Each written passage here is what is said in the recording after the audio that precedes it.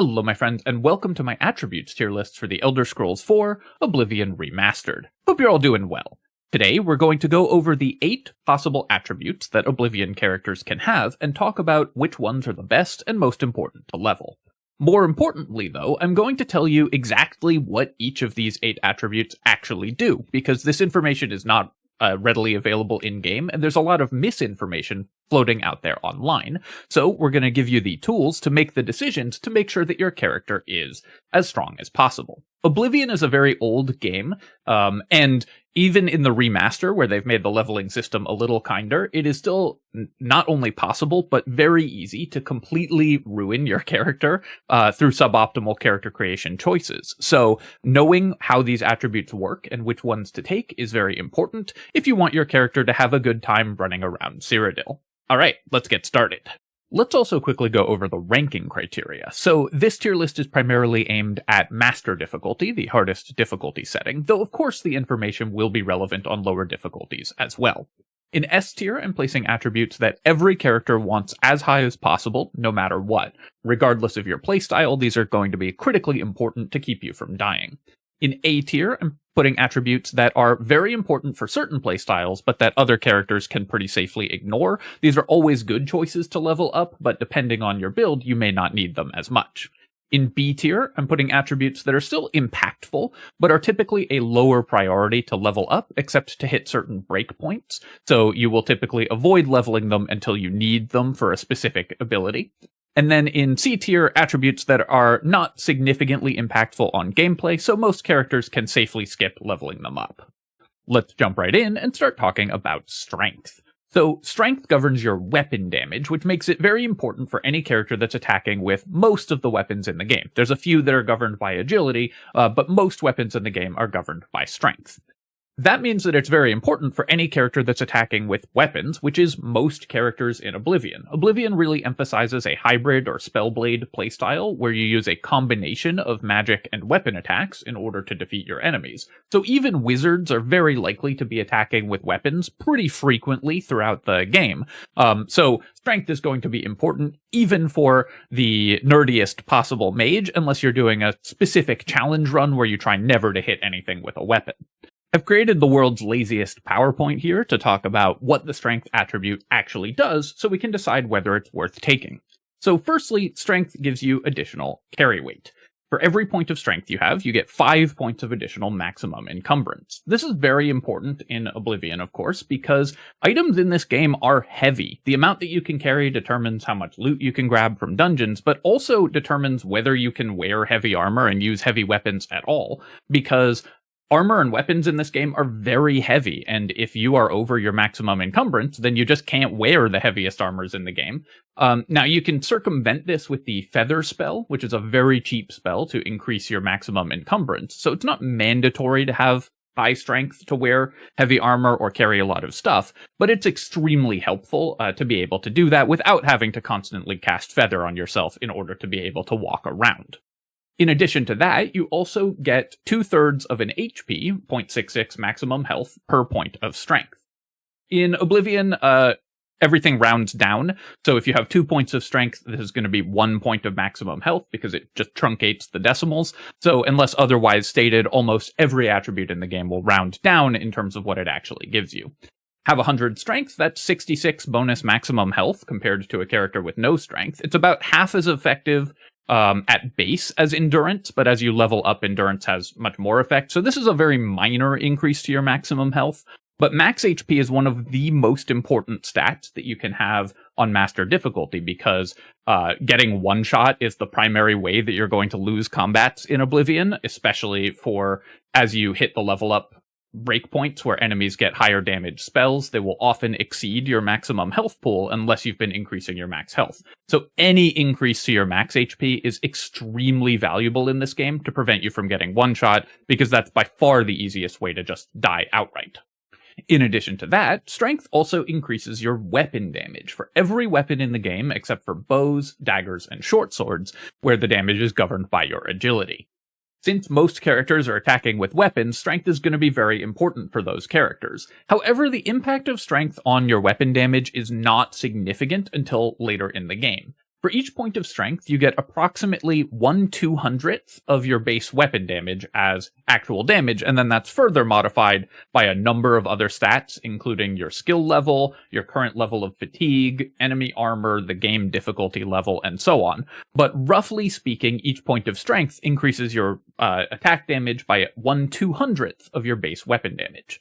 An iron longsword that you start the game with has a base weapon damage of 10, so for each point of strength, it gives you 1/20th of a damage, so you would need to significantly increase your strength before you see even a 1-point increase to the actual damage that you're doing when you're swinging low-level weapons.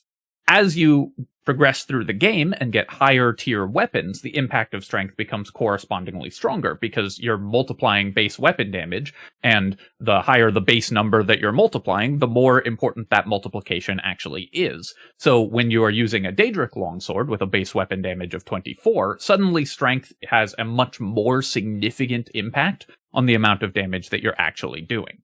What this means is that even for warrior builds, you can often delay somewhat leveling strength until you have higher tier gear. In my opinion, the breakpoint is somewhere around level 6 when you start seeing dwarven weapons, which are roughly double the damage of your starting iron weapons, at which point the multiplication on strength is significant enough that it's very much worth having higher strength.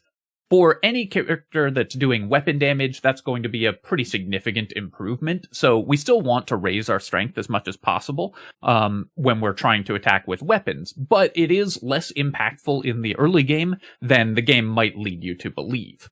In general, for strength builds, I'm going to put this in A tier, because we still need as much strength as we can get, especially for the more difficult mid-levels of the game when we start seeing higher tier enemies, but you can probably prioritize a couple other attributes over it in the first couple levels, because you won't see a significant improvement to your damage output immediately. Strength is more of a long-term investment, though since it also gives you HP and carry weight, you may just want to level strength as much as possible anyways, because it's a great quality of life attribute as well as an impact, as having a significant impact on combat when you get to later levels. Next up, intelligence. Intelligence governs one thing and one thing only in Oblivion Remastered, your maximum magicka. Each point of intelligence is worth 2 points of maximum magicka, and that's it. This is a significant change from the original Oblivion, where your magicka regeneration rate was based on a percentage of your maximum, so increases to your intelligence would also increase your regen rate. In the remaster, that's no longer true, so because your regeneration rate is based on your willpower instead, so intelligence only increases your maximum magicka. This seems like it's not a lot, but this is still a pretty significant change. If you don't have enough maximum magicka, you can't cast the spells that require more than that, and every character in the game is going to want to cast spells. Even more so than making weapon attacks, every Oblivion character, unless you're doing a specific challenge run of some kind, is going to need to use spellcasting because it's such a core mechanic for the game. So you are definitely going to need the maximum magicka to be able to cast spells that are important for your character. Even for a martial character of some kind, you probably want to be able to cast fortify spells, shield spells, fatigue regeneration spells, health restoration spells, and so on. So maximum magicka is still very important for those characters. Now you can circumvent this requirement by using spells that fortify your intelligence or fortify your magicka in order to raise your maximum by spellcasting. And you can chain up the ladder by casting multiple of these effects, which will stack to give yourself more and more maximum magicka. This is a lot of work and requires a lot of micromanagement, but is a way to completely circumvent the need to take intelligence, as long as you have enough to get the chain started. But for most characters, having enough intelligence to cast your most important spell is still going to be a requirement. This means that intelligence is a secondary attribute for most characters. You need exactly enough of it to be able to have the maximum magicka pool that allows you to cast your most important spell. For a mage, that might be a summon or a destruction spell, and for a martial character, that might be a fatigue regeneration, shield, or healing spell, or all of the above. And so most characters are simply going to want to level intelligence to reach the breakpoint that allows them to cast whatever spell they're trying to cast at that point. What that means for intelligence is that it is very clearly a B tier attribute. We only want to level it to reach certain breakpoints, so most characters are going to ignore intelligence until they find that they need a spell cast that requires more magicka than they have, and then you'll simply raise intelligence to reach that point. So you're often going to raise intelligence when you reach breakpoints that allow you to cast higher level spells, like when you reach 50 in a spell that lets you cast in a skill that lets you now cast journeyman level spells in that spell school. You will want to raise your intelligence to allow you to cast those spells. But otherwise, intelligence you can pretty much level secondarily to other attributes because it has only one impact, and that impact is just a basic requirement to cast your spell. Otherwise, you're just going to refill your magicka pool with willpower regeneration or alchemy. Next up, willpower. So in the original Oblivion, willpower was kind of a dump stat. You would typically avoid raising it and instead just raise intelligence because your maximum magicka pool was what governed your regeneration rate. So you didn't need to raise willpower in most circumstances. In the remaster, willpower now governs your magicka regeneration rate and suddenly is a much, much more impactful attribute. Let's talk exactly about what it does and why I think that this attribute is an extremely important one. So, willpower gives you 2.7 maximum fatigue per point of willpower. This is, again, rounded down or truncated, so 1 point of willpower gives you 2 points of fatigue, 2 points of willpower gives you 5 points of fatigue, and so on. Fatigue is an incredibly important stat. You want to be near maximum fatigue because it governs your damage with your weapons, and your chance of getting staggered by enemy attacks. It also allows you to use the new sprinting mechanic and dodge and jump and stay ahead of enemies. Enemies in the remaster are much faster in general, and projectiles move faster as well. So you're going to spend a lot more time jumping and dodging, and thus the demands on your fatigue pool are correspondingly significantly higher in the remaster than they were in the original. So each point of fatigue that you have is incredibly valuable, and willpower gives that to you at a much better rate than agility, which is the other way to increase your max fatigue. So it's very important for every build, no matter whether you are primarily using spellcasting or primarily using martial attacks, because fatigue is just so critical a stat now. In addition to that, it also gives you increased magicka regeneration rate. The calculation here is it decreases the amount of time, so each point of willpower decreases the amount of time between ticks, and each tick gives you 1 regeneration rate. What this means, because it's a decrease in the amount of time between ticks rather than an increase to your linear increase to your rate, is that it's actually on an exponential curve. Each point of willpower has a greater impact on your regen rate than the point before it. So the closer you get to 100, or well over 100 if you're using fortify effects, the more valuable each point of willpower is. What this means is that willpower not only is valuable for fatigue and important for regen rate, but it also stacks really well with high willpower. The more you have, the more you want. So as you increase it, it becomes correspondingly even more valuable. With 100 willpower, you have approximately 4 times the regeneration rate that you have at 50 willpower, and that just continues to increase if you are using fortify effects to go over maximum willpower. Now, the regeneration that you get by fortifying your willpower is still not enough to make up for the cost of casting fortify willpower in magicka regen, so I wouldn't, generally speaking, spend my spells doing that, but the amount of regeneration that you get is really important. Ironically, I think it's even more important for non-wizards. For a character that is making weapon attacks and doing most of their damage by attacking with weapons, their main spellcasting tools are going to be utility spells, healing spells, and defensive spells, which are typically fairly cheap, and so you can support that just by having high enough willpower to constantly regenerate. For a wizard, you are going to be casting very expensive destruction or conjuration spells that often are leveled up or customized to have really high durations or damage amounts. And so the amount of regeneration that you need to keep up a decent rate of fire with these spells is higher than you can get even with maxed out willpower. So wizards are still going to rely on alchemy in order to refresh their magicka pools rather than just willpower. Of course, it's still very helpful for wizards, but the real winners here are characters that are casting spells to support their other strategy, because they're no longer going to be needing to just chug magicka regeneration potions as frequently, because willpower can handle that, and they get maximum fatigue, which those characters already want.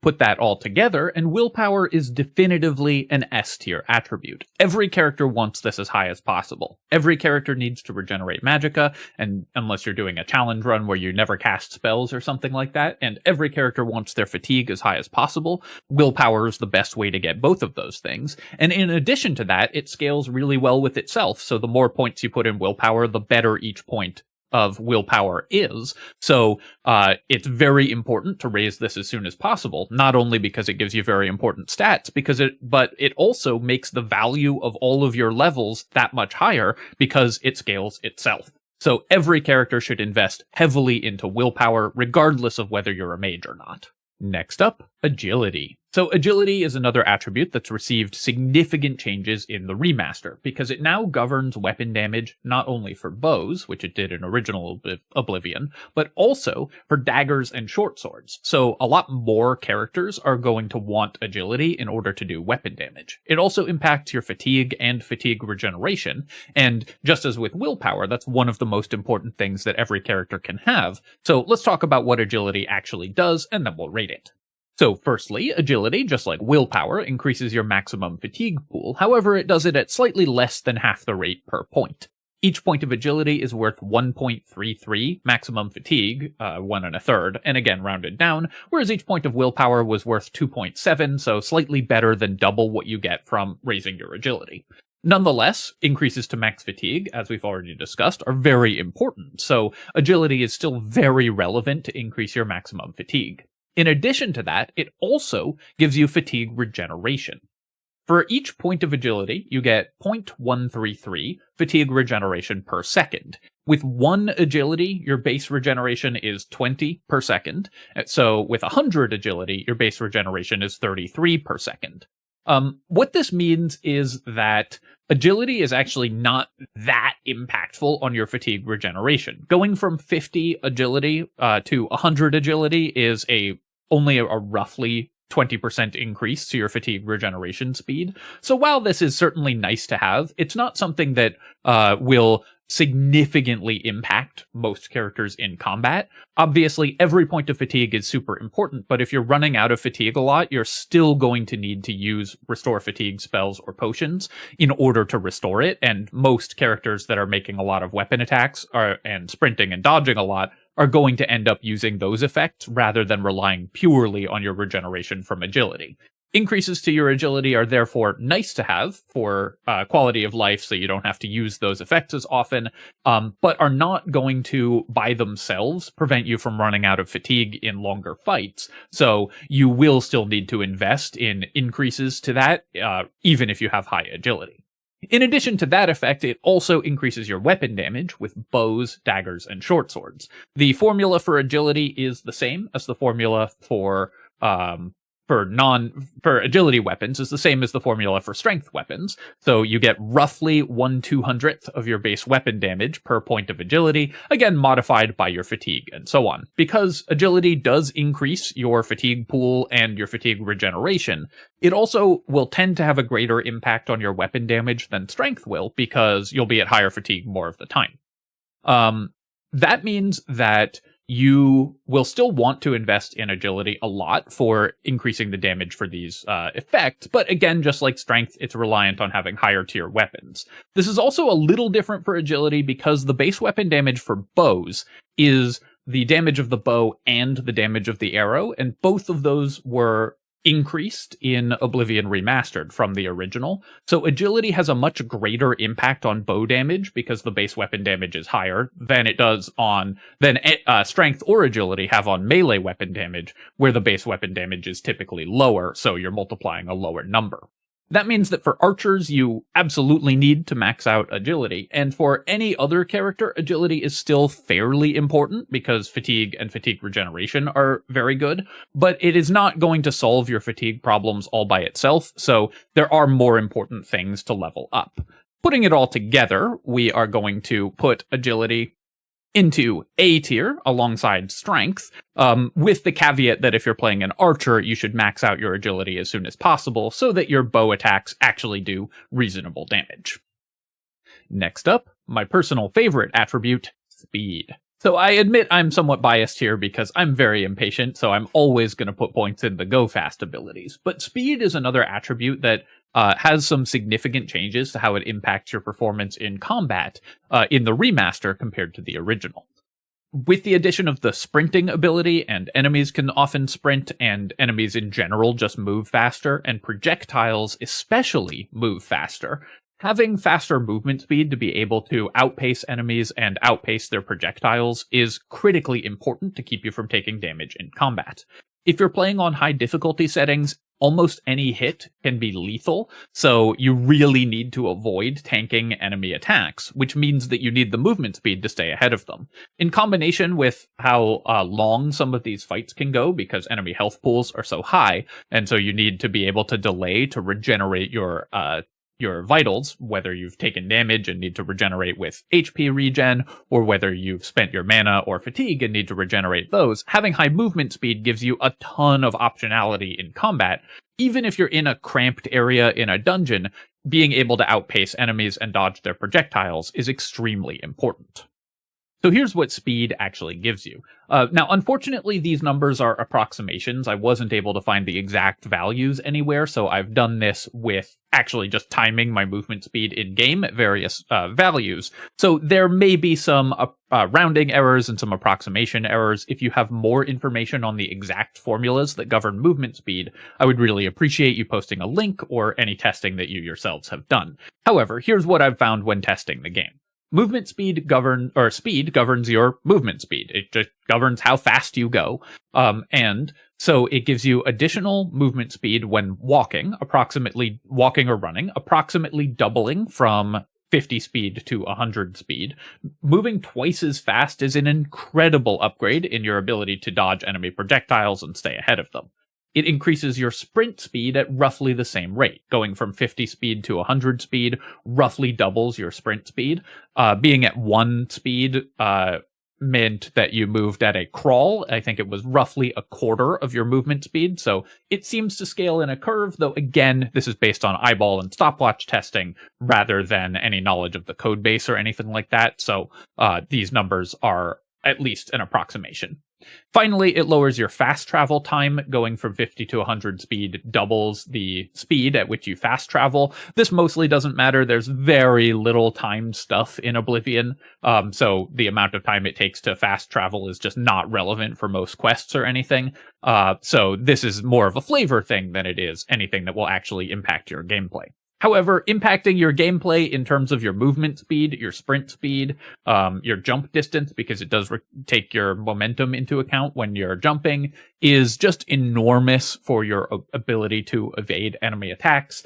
Movement speed is one of the most important stats in Oblivion. On high difficulties, you have to stay mobile in combat or you will die because enemies hit so hard and have so much HP. Movement speed is just critically important for winning pretty much every fight in the game. Honestly, speaking for myself, I just can't imagine playing a character that doesn't invest in movement speed, and you will be making the game significantly harder because you will just have to be way more on point with your dodging and movement in order to avoid enemy damage, especially late-game enemies who start getting area of effect attacks. So movement speed just makes every fight in the game so much easier and is so important for staying alive in Oblivion, S tier. Next up, endurance. So endurance used to be the absolute monarch of attributes in the original Oblivion, requiring every character on high difficulties to level this and this pretty much exclusively as early as possible, or be penalized by hundreds of points of HP by the endgame. In the remaster, they've made the leveling system significantly kinder, no longer requiring you to grind specific skills in order to level endurance, and no longer requiring you to level endurance as fast as possible in order to get the HP benefit out of it, because the HP that it provides per level is now retroactive. So let's look at what it actually gives you in the remastered Oblivion. Endurance gives you 1.33 points of maximum health per point of endurance. So if you have 100 points of endurance, then your base health is going to be 133. In addition to that, it gives you health based on your level, and unlike in the original Oblivion, in the remaster, this is retroactive. So if you level up endurance late, you're going to get more value per point of endurance that you put in, because you're going to be gaining additional HP per level that you've already gained. You get 0.1 max HP per level after the first. So let's say that you're level 11 with 50 endurance. You're going to get 0.1 HP per point of endurance per level, or 5 HP per level, for a total of 50 additional HP, because level 1 doesn't count for this additional endurance. So what this means is that as you level up, endurance gets significantly more valuable because it's going to be multiplying a higher number. Just like leveling up your equipment with agility or strength, leveling up your character makes each point of endurance that you have better. In addition to that, it also gives you increased health regeneration, both in and out of combat, and this appears very similar to the Willpower Magicka regeneration, in that it gives you a decreased time between ticks. So this is, again, an exponential curve, where each point of endurance has a greater impact on how much health regeneration you're getting than the point before it. I wasn't able to put together exact values for this because it's very dependent on the situation and does seem to be affected by game difficulty. So again, if anyone is able to find the exact formula for health regeneration from endurance, then I would appreciate that.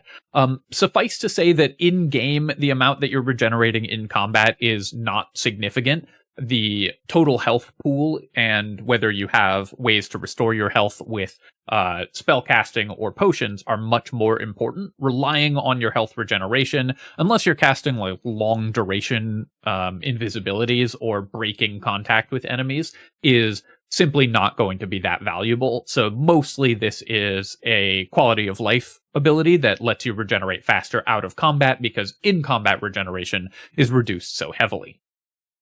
Put it all together and you have an attribute that scales really well with itself and gives you maximum HP. Maximum HP is still probably the most important stat in Oblivion Remastered. At high difficulties, enemies do absurd amounts of damage, and the easiest way to lose it on Master difficulty, or even on lower difficulties, is to get one-shot by an enemy. This is because of the Oblivion leveling system, where enemies will jump significantly in difficulty at certain level breakpoints when higher tier enemies start to appear. So like if you hit level 8 and level 8 enemies start appearing, the amount of damage that they can do can jump by up to 50 or 100 per attack all of a sudden. And so characters that were surviving comfortably previously will suddenly start getting one shot if they haven't invested in endurance. That means that every character needs maximum health, and you need as much as you can get. It scales really well with itself, and it scales really well as the game goes on. So even though endurance is no longer a requirement to max as soon as possible in Oblivion Remastered, you still nevertheless want as much endurance as possible for pretty much every character to avoid just getting one-tapped and dying. So endurance is, once again, still one of the best attributes in the game. No longer as incredibly better than the other attributes as it used to be, but still, of course, an S-tier attribute. Next up, personality. So in the original Oblivion, personality was basically useless. It governed very, very little, and most of the things that it governed were able to be circumvented or superseded by other systems available in the game. Let's see if that's changed for the remaster.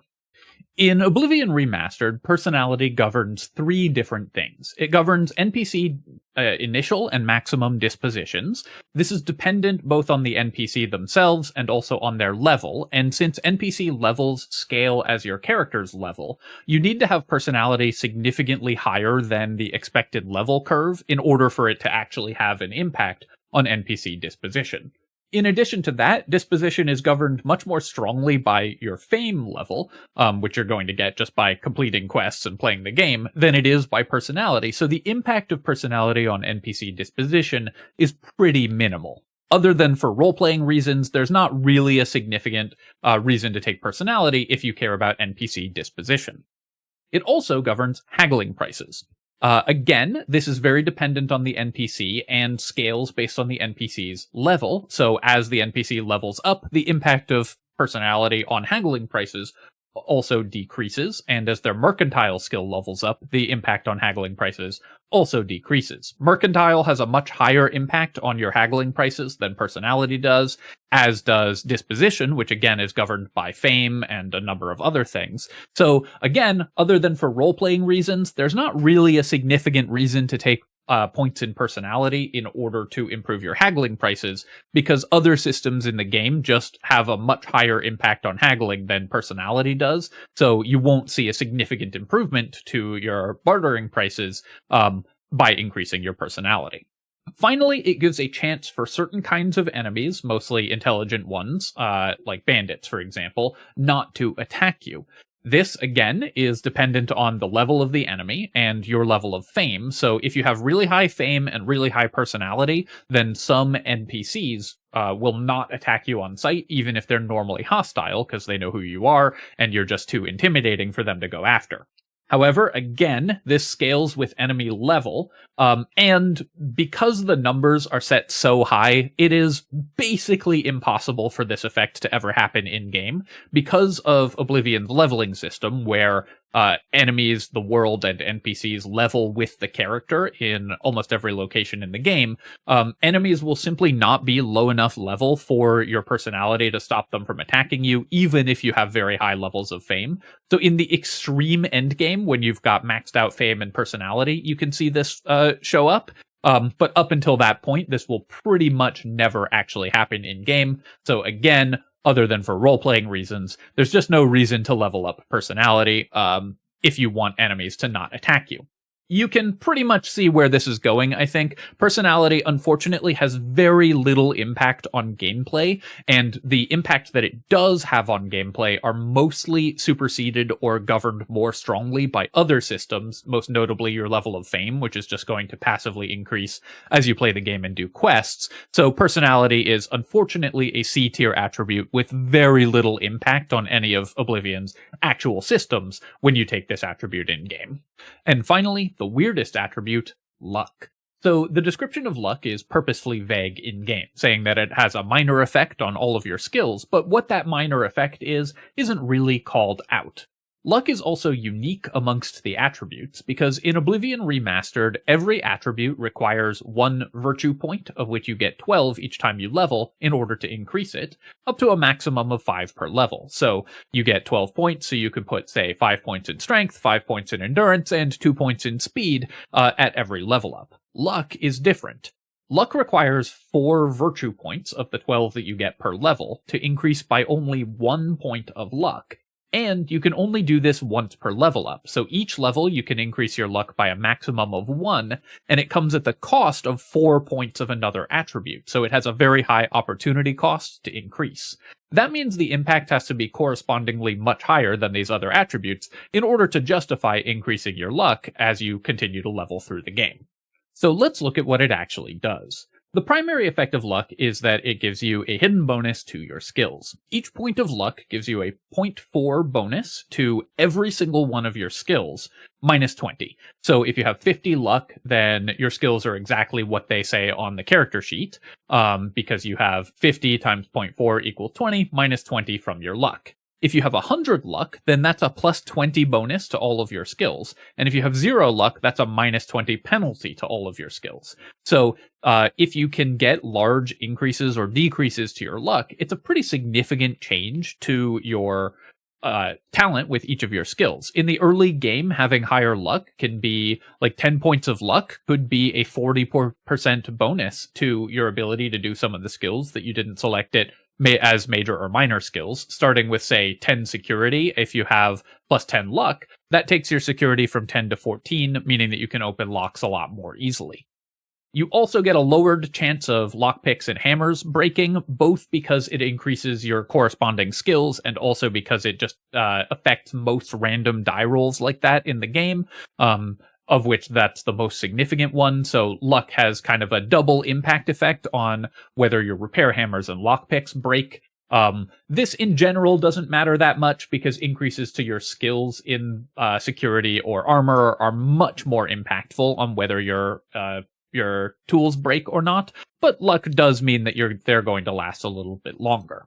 You will also win your bets in the arena more often because luck gives you a chance that the arena combatant that you bet on gets bonus HP. So if you want to make a little money betting in the arena, having higher luck means that you have higher odds of winning your bets in the arena and can make money.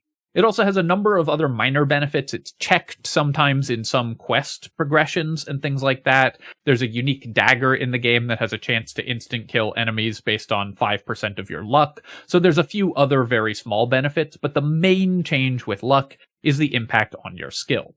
What this means, though, is that you have to invest 20 attribute points over 5 levels to get 4 points to each of your skills if you want to raise luck.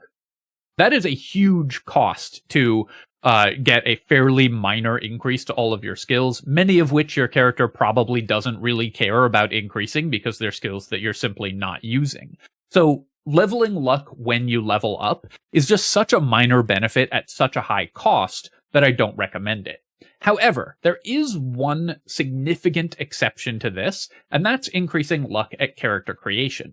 Taking luck as a favored attribute, or increasing it by 10 points by taking the Thief star sign, are significant increases to your overall capabilities at early levels. If you do both of that, that's 6 points to each of your skills that you get from luck, because you'll have 65 luck, so that'll be 15 times 0.4 is 6, giving you a 6-point bonus to each and every one of your skills right from the start of the game. That makes you vastly better at skills, even ones that you did take as major or minor skills, but also as major skills, but also ones that you didn't invest in at all will receive potentially a 60 or even higher percent bonus to their effectiveness. So those skills will be vastly improved. If you want to play a generalist character, investing in luck at character creation can be very valuable.